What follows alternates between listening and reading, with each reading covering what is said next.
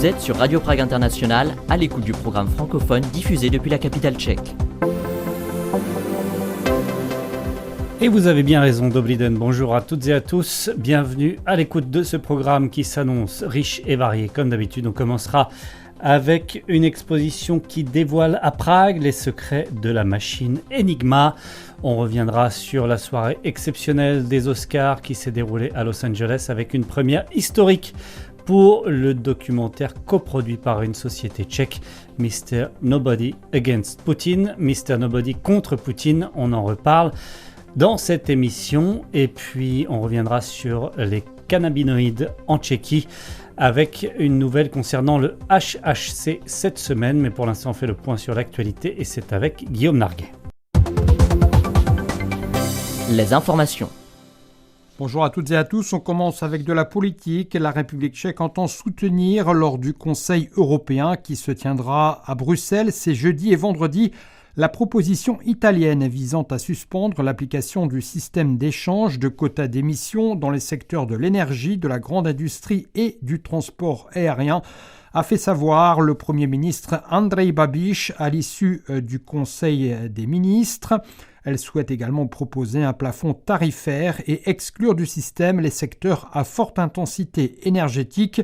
Historiquement, ce système avait sa raison d'être, mais il s'est transformé en un marché noir, même pour ceux qui n'ont pas l'obligation de payer pour leurs émissions, a expliqué le chef du gouvernement tchèque. Andrej Babiš a ajouté que la République tchèque se battrait aux côtés d'autres pays pour faire adopter ce qu'il considère comme le seul moyen rapide d'aider l'industrie européenne, et ce, toujours selon lui, d'autant plus dans le contexte actuel des conséquences de la crise au Moyen-Orient.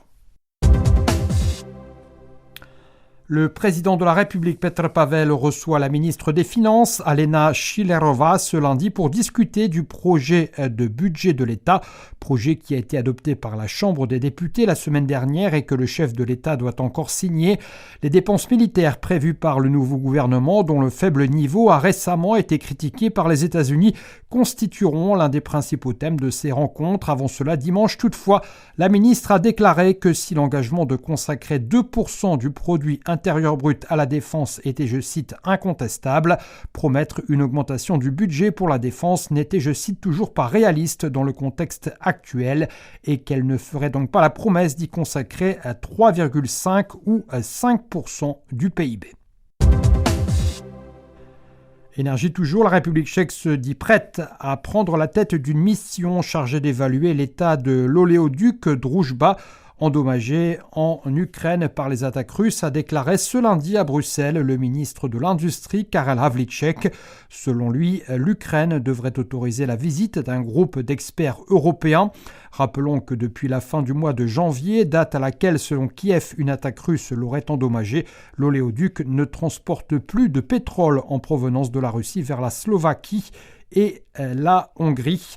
Dans ce contexte, la République tchèque a proposé de constituer une équipe de professionnels qui, en collaboration avec des experts d'autres pays européens, seraient en mesure d'évaluer la situation, de déterminer de manière indépendante dans quelle mesure la canalisation est endommagée ou non et dans quel délai l'exploitation pourrait être rétablie. Un mot de sport également, c'est avec un bilan de 6 médailles pour la République tchèque, dont une d'or en biathlon avec Karina Edlinger, que se sont achevés dimanche les Jeux paralympiques d'hiver de Milan-Cortina. Lors de la dernière journée de compétition, Simona Bubeničková a remporté sa 4e médaille en terminant 2e du 20 km libre en ski de fond dans la catégorie des déficients visuels. La jeune Tchèque, âgée de 17 ans, rappelons-le, est montée 2 fois sur le podium dans des épreuves de biathlon et 2 autres fois dans des épreuves de ski de fond. Ces 6 médailles représentent le meilleur total pour une délégation tchèque aux Jeux paralympiques d'hiver depuis Nagano en 1998. On termine avec un mot de météo. C'est un temps variable dans la moitié ouest et plus nuageux dans l'est qui régnera ce mardi, jour de la fête des Vlastimil. Les températures varieront entre 6 degrés dans le nord de la Bohème et 11 degrés à Prague, où le soleil se lèvera à 6h08 et se couchera à 18h07. Radio Prague International, le programme francophone. Et on va commencer tout de suite avec une première historique, un Oscar pour une coproduction tchèque dans la catégorie du documentaire long métrage. C'était à Los Angeles hier soir et cet Oscar a été attribué au film Mr. Nobody contre Poutine. And the Oscar for documentary feature film goes to Mr. Nobody Against Putin, David Borenstein, Pavel Talankin. Et c'est Jimmy Kimmel qui a annoncé la victoire de Mr. Nobody contre Poutine dans la nuit de dimanche à lundi, cette coproduction tchèque et danoise. Во имя нашего будущего, во имя детей, остановите все войны сейчас. Au nom de notre avenir, au nom de nos enfants, arrêtez toutes les guerres, c'est ce qu'a lancé sur la scène à Los Angeles le co-réalisateur et protagoniste du film Pavel Pasha Talankin, qui s'exprimait en russe pour rappeler que certains, depuis 4 ans, ne voient plus d'étoiles filantes, mais seulement des missiles et des drones dans le ciel. Mr. Nobody Against Putin is about how you lose your country. Mr. Nobody contre Poutine raconte comment on peut perdre son pays, a déclaré l'autre réalisateur du film, David Borenstein, faisant référence à l'actualité dans les États-Unis sous la présidence de Donald Trump. Selon lui, cela peut se produire lorsque les gens ne protestent pas, alors que le gouvernement tue des personnes dans la rue ou lorsque des oligarques cherchent à prendre le contrôle des médias. Nous sommes tous confrontés à des choix moraux, mais heureusement, même quelqu'un considéré comme personne est plus fort que vous ne le pensez, a ajouté David Borenstein. A nobody is more powerful than you think. And here's Pasha Talankin, the main character of our film. Dans un communiqué, le producteur tchèque Radovan Siebert de la société Pink a dit ressentir un profond sentiment d'accomplissement. Pasha a risqué tout ce qu'il aimait, y compris sa vie, et aujourd'hui, il se tient ici avec une statuette des Oscars, a-t-il indiqué. Selon Radovan Siebert, le film démontre que chaque individu peut agir face à l'injustice. Sa collègue Alžběta Karaskova a quant à elle souligné l'engagement des producteurs dans la réalisation du film. C'est un moment d'immense joie, de gratitude et aussi d'humilité. Le documentaire, rappelons-le, montre l'influence de la propagande de guerre dans le système scolaire russe dès l'invasion à grande échelle de l'Ukraine en 2022. Les images ont été tournées par Pavel Talankin qui a vécu toute sa vie dans la petite ville russe de Karabach. Il y travaillait comme enseignant dans une école primaire locale. Il y a 4 ans, la nature de son travail a changé. Il a été chargé de mettre en place un nouveau programme éducatif lié à la guerre, comprenant des cours spéciaux et l'organisation d'événements de propagande. Il devait en outre tout filmer et envoyer les images au ministère de l'Éducation. Frustré, l'enseignant a décidé de ne pas éteindre sa caméra et de documenter non seulement les activités imposées par l'État, mais aussi la vie quotidienne à l'école et en dehors. C'est également à cette époque qu'il a rencontré le réalisateur américain installé au Danemark David Borenstein et avec qui il a trouvé un moyen de faire sortir clandestinement les images du pays. Le documentaire a été réalisé en collaboration avec la société de production danoise Made in Copenhagen et donc la société tchèque Pink. Le coproducteur tchèque a participé à la post-production sonore et visuelle du film et a joué un rôle clé pour garantir la sécurité du protagoniste et lui obtenir des papiers en Tchéquie. Après avoir été primé au festival Sundance, le film a aussi récemment reçu le BAFTA du meilleur long-métrage documentaire. Cet Oscar attribué dans la nuit de dimanche à lundi est une première historique pour une coproduction tchèque dans cette catégorie des documentaires. Pour autant, lundi matin, parmi les responsables politiques, seul le président de la République tchèque, Petr Pavel, a souligné ce succès, précisant sur le réseau social X que dans ce film, Pavel Talankin, au prix de grands sacrifices personnels, révèle avec force comment la propagande russe en temps de guerre cherche à façonner et à contrôler toute une génération. En revanche, une des conseillères du Premier ministre Andrej Babiš, Natalie Vachatova, a dénoncé le caractère, je cite, anti-russe du film Mr. Nobody contre Poutine. Ce succès mérité a été également salué par plusieurs figures de l'opposition russe à l'étranger, notamment par Garry Kasparov, Mikhail Khodorkovsky ou des membres du collectif Pussy Riot en Ukraine. Si certains ont loué la manière dont ce documentaire oscarisé exposait la passivité des Russes, d'autres voix se sont élevées pour regretter que le film les dépeigne, je cite, comme une nation de petites gens sincères dans leur naïveté victime de la malveillance de l'État plutôt que ses complices. Le Musée national des techniques à Prague accueille actuellement une exposition consacrée à la célèbre machine Enigma et à d'autres méthodes de chiffrement à travers l'histoire, intitulée Enigma et autres projets secrets. Cette exposition retrace l'histoire de cette discipline et son importance dans le contexte politique du XXe siècle, mais aussi son application contemporaine dans la vie de tous les jours.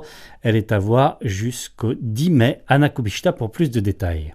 Au cœur de l'exposition se trouve la machine Enigma, devenue l'un des symboles les plus connus de la cryptographie militaire. Utilisée par les forces armées allemandes pendant la Seconde Guerre mondiale, cette machine servait à chiffrer les communications militaires. Grâce à un système de rotors et de connexions électriques, elle pouvait produire un très grand nombre de combinaisons de chiffrement, ce qui la rendait à l'époque presque impossible à décrypter. Le nom même d'Enigma rappelle évidemment le caractère mystérieux et complexe de ces systèmes de codage. Les messages étaient tapés sur un clavier et transformés en texte chiffré à la faveur de réglages quotidiens très précis. Les destinataires disposant d'une machine configurée de manière identique pouvaient alors retrouver le message original. 3 mathématiciens polonais sont parvenus dès les années 30 à reconstituer Enigma et à en casser les codes avant de partager leurs travaux absolument cruciaux avec les services secrets britanniques et français. En Angleterre, c'est le fameux Alan Turing qui reprendra ses travaux, développant avec l'équipe de Bletchley Park des machines beaucoup plus puissantes permettant de lire des milliers de messages des nazis et contribuant largement à raccourcir la durée du conflit. Il ne reste qu'un seul exemplaire de la machine Enigma sur le territoire de l'ancienne Tchécoslovaquie, à Košice, dans l'actuelle Slovaquie, ce qui a conduit le Musée national des techniques de Prague à coopérer pour cette exposition avec son homologue slovaque afin de pouvoir montrer cette machine au public pragois. Mais l'exposition ne se limite pas à la seule Enigma, elle explore également d'autres projets techniques développés dans la clandestinité ou dans des contextes politiques particulièrement compliqués. Selon les organisateurs, l'objectif est de montrer comment certaines innovations émergent dans des circonstances historiques particulières, notamment lorsque la confidentialité devient nécessaire pour des raisons militaires ou politiques.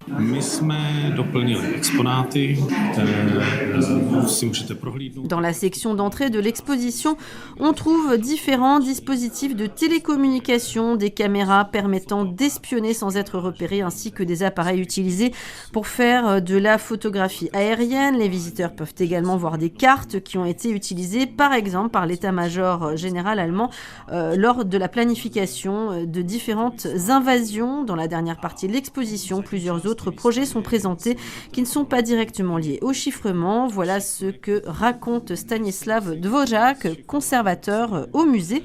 Et parmi les objets présentés figurent des prototypes industriels ou techniques mis au point pendant la Seconde Guerre mondiale. L'exposition évoque également le développement de la calculatrice mécanique Kurta, conçue par l'ingénieur Kurt Herzstark.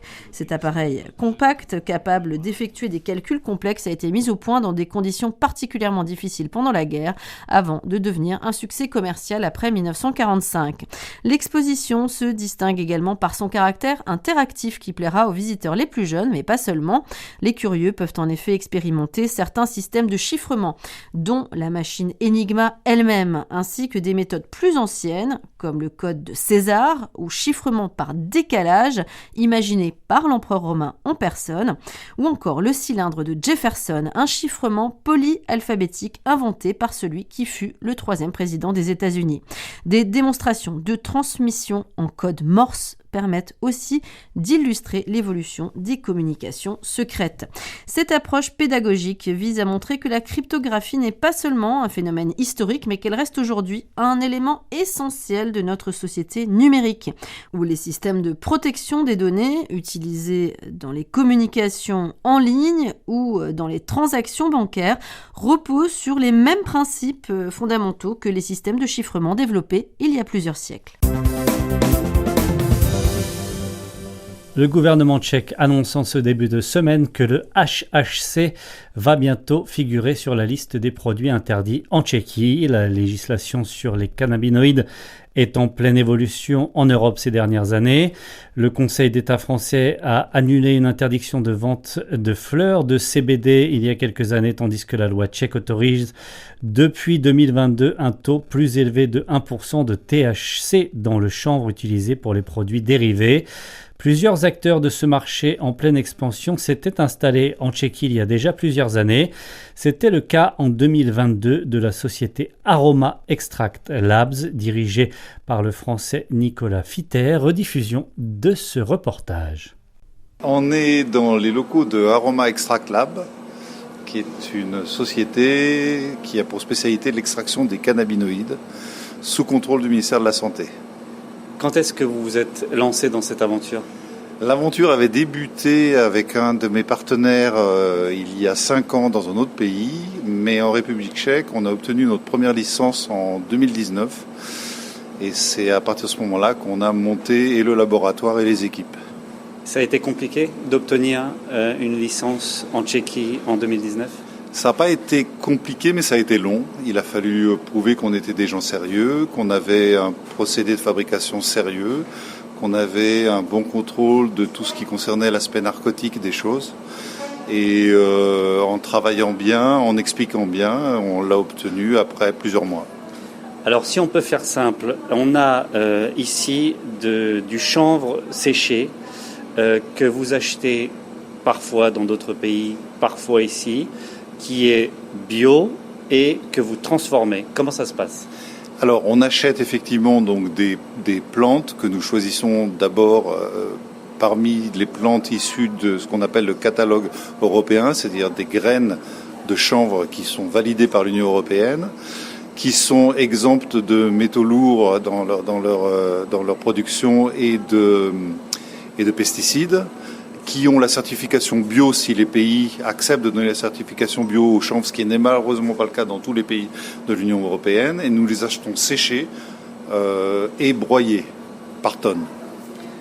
Il y a un processus d'extraction à l'aide de CO2, vous me direz si je me trompe, qui permet d'extraire, je dirais, la substantifique moelle, une espèce de mélasse qu'on a sous nos yeux, que vous mettez dans des tonneaux, qui est l'étape fondamentale pour après obtenir du CBD.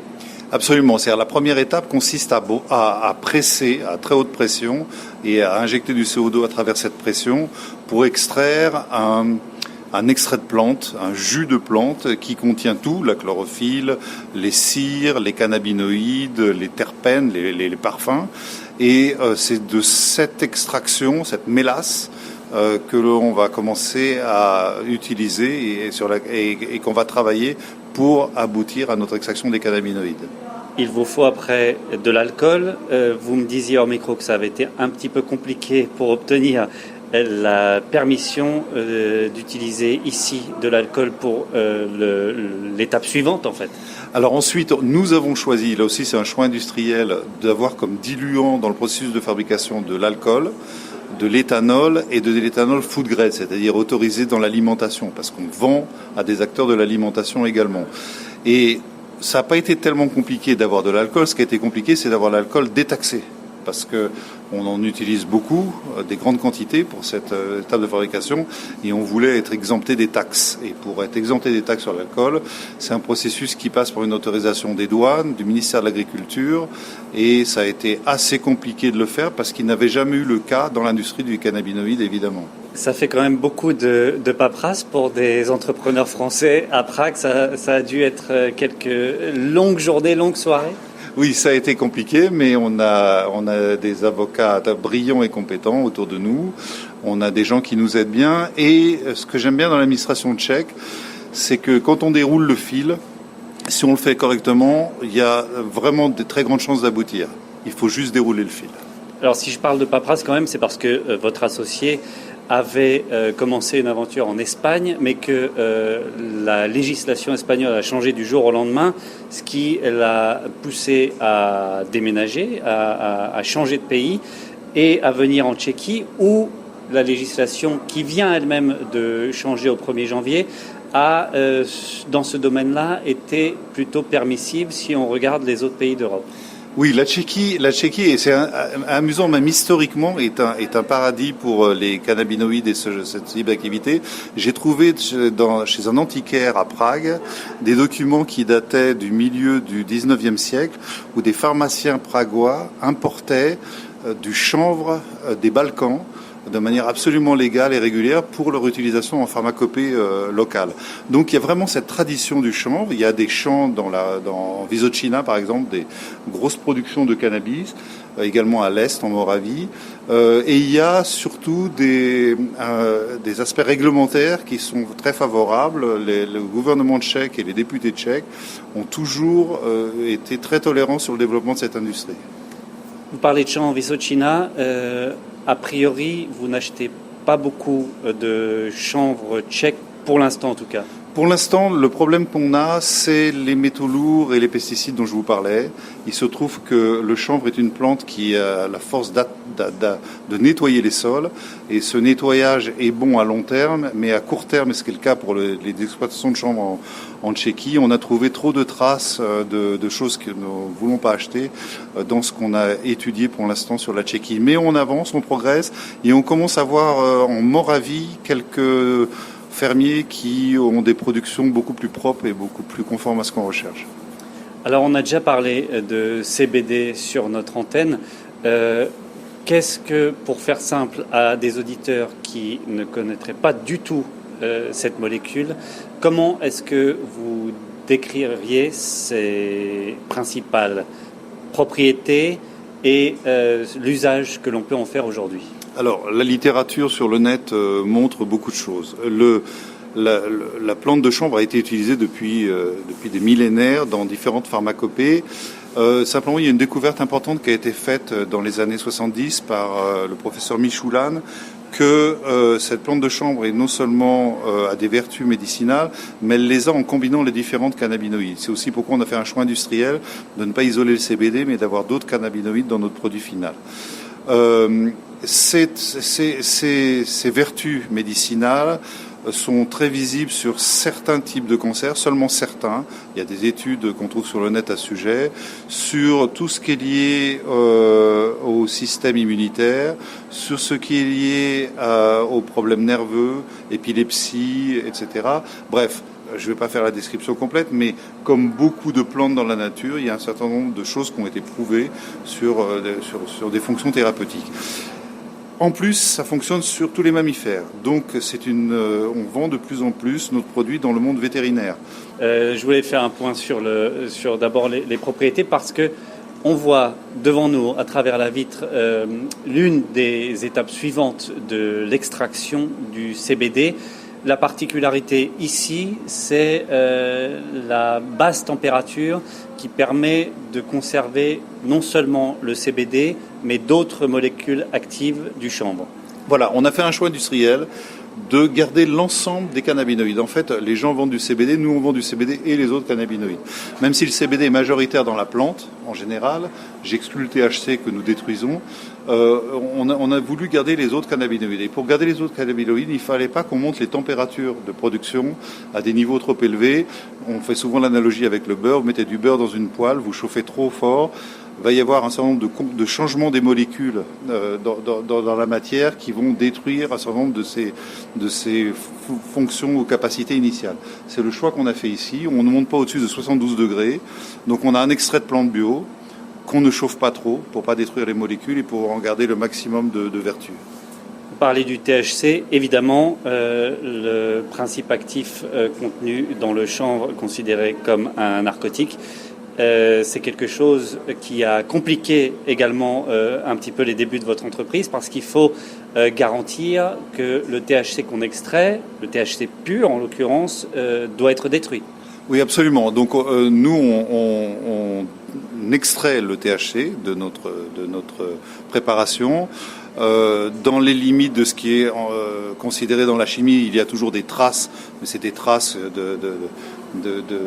absolument marginales. Et ce THC, nous avons l'obligation de le faire détruire, nous n'avons pas le droit de le détruire nous-mêmes, par une société spécialisée dans ce domaine, dans le domaine des narcotiques en Tchéquie, qui vient nous chercher nos THC régulièrement et qui le détruit. Parlons des débouchés, même si on n'a pas été tout à fait complet sur tout le processus de transformation. 3 domaines principaux dans lesquels, pour l'instant, vous êtes actif. Est-ce que vous pouvez nous détailler ces domaines et peut-être quelques exemples ? Alors, donc, domaine vétérinaire, domaine cosmétique et domaine alimentaire. Sur le vétérinaire, ça fonctionne très bien sur les mammifères, chiens et chats, des gouttes, des animaux qui ont des douleurs articulaires. On a observé des effets qui sont bons. On travaille avec des labos vétérinaires qui continuent leur recherche et qui se développent de plus en plus. On a de la clientèle. On trouve maintenant dans les animaleries, dans beaucoup de pays en Europe, des produits, des gouttes à base avec des cannabinoïdes à l'intérieur.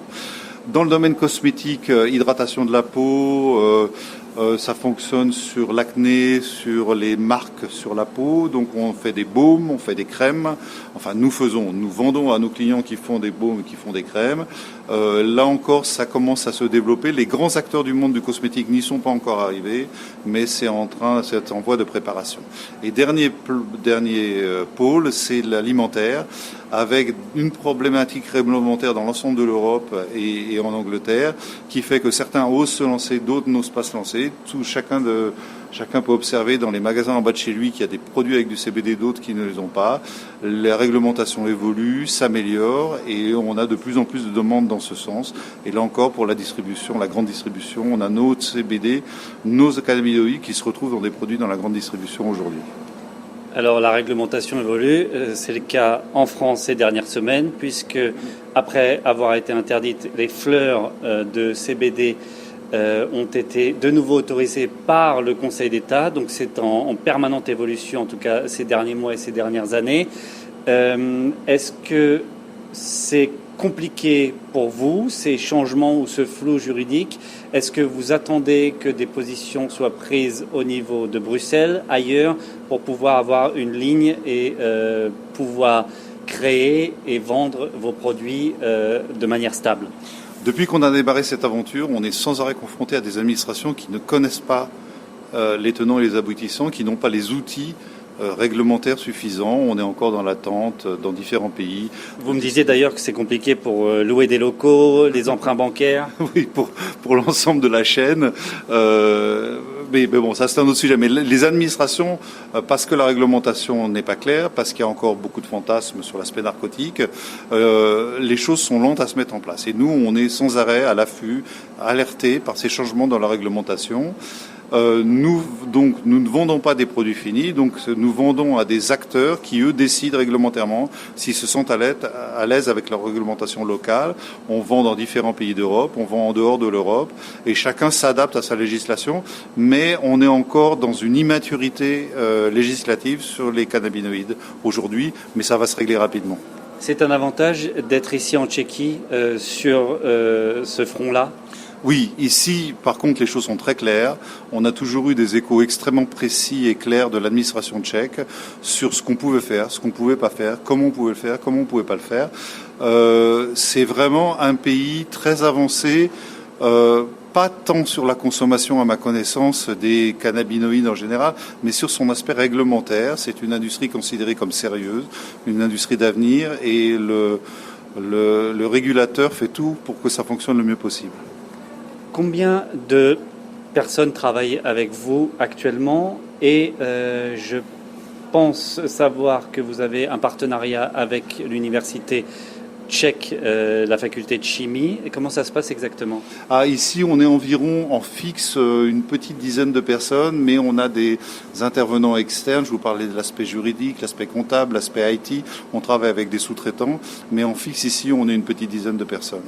Alors, dès le début, on a signé ce partenariat avec l'Université de chimie de Prague, parce que ce sont des gens très pointus dans ce domaine. Il y a, je vous l'ai dit, la tradition des narcotiques dans le pays. Et on a depuis le début établi un partenariat avec eux. Ils nous aident et pour des analyses pointues qu'on a besoin de faire en permanence pendant notre chaîne de production. Et inversement, on les aide en recevant des étudiants et en travaillant avec eux sur de la recherche et du développement. On est ravis de cette coopération qui se passe très bien depuis le début. Et c'est la fin de ce programme. Une seule adresse pour nous retrouver en ligne, français.radio.cz. Sinon demain, même heure, même fréquence. Ahoy, naslyšenou.